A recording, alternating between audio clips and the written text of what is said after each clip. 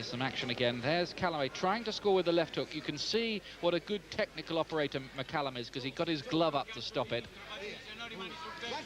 I think in their first encounter, it was a little bit unfortunate for Mike McCallum coming up from light middleweight to take on Kalambay. Now, things has changed now. He's a fully fledged middleweight, and, you know, he is definitely looking strong. 7th round into the second half of the contest, and Kalambay has got to try and do something here to turn this around, because McCallum has been dominant so far, and he starts this round looking a shade more sharp, does Kalambay, ramming home that jab a few times. Good jab as well. There are the TV commentators from around the world working at ringside with us. Kalambay's more positive with the jab and the right cross. Good shot, that right over the top, wasn't it, Mike? Very good combination punch. I think that's his best asset, is his left hand and right across the left hand. Switching the attack cleverly there, Kalambay. One body punch, then one head punch. And McCallum, in this round, is just having probably his worst half a minute of the contest so far. He hasn't landed with much, and Kalambay's just picked him off quite well. See, the last thing you want to do with Mike McCallum is stand and trade. Kalambay's best bet would be to jab and move, make things very awkward. Good right-hand punch there by Kalambay. That's the way, jab and move. Use the whole perimeter of the ring, keep on moving. Now Kalambay looks rejuvenated in this round. What will McCallum's answer be to this? He usually does find some answer, and quite quickly. McCallum found it very hard in the first encounter to tag Kalambay, because he's always moving.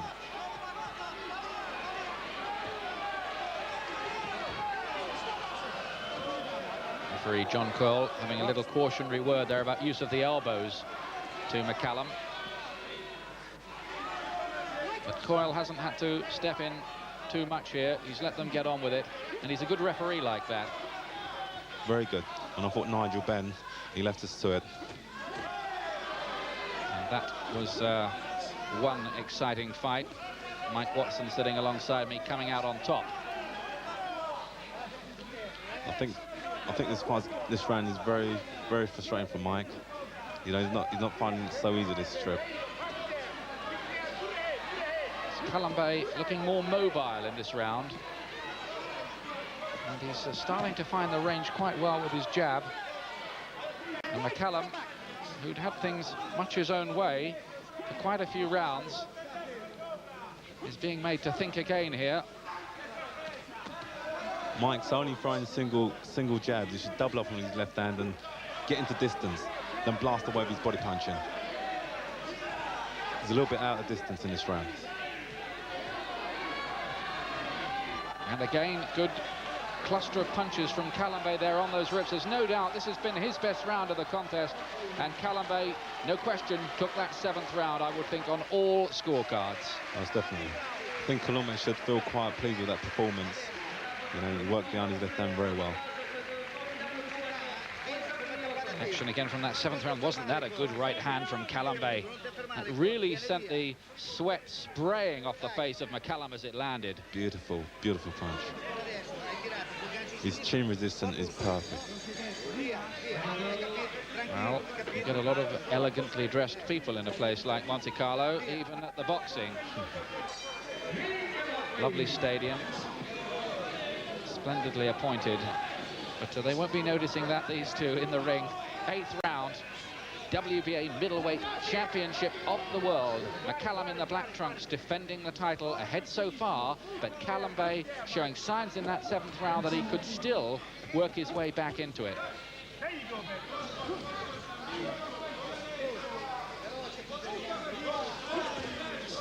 See how easy Kalambay's making a fight. You know, when he gets on his bike and jabs the move and doesn't get too involved. I can see the strain of Mike McCallum. He's finding it very frustrating.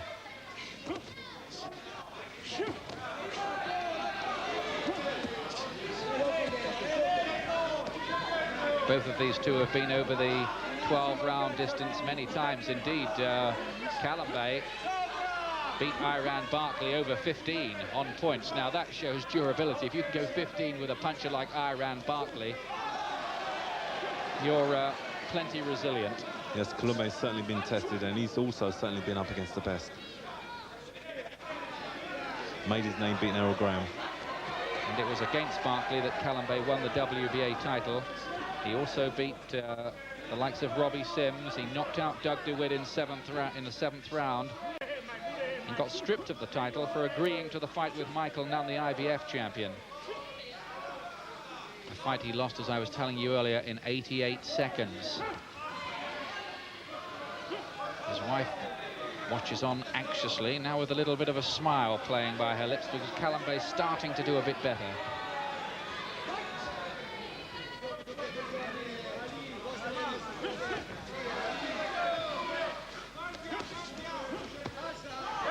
Kalambay's jab now is noticeably finding its target more often. That's another good body shot from McCallum, followed by that right cross again to the side of the head from Kalambay.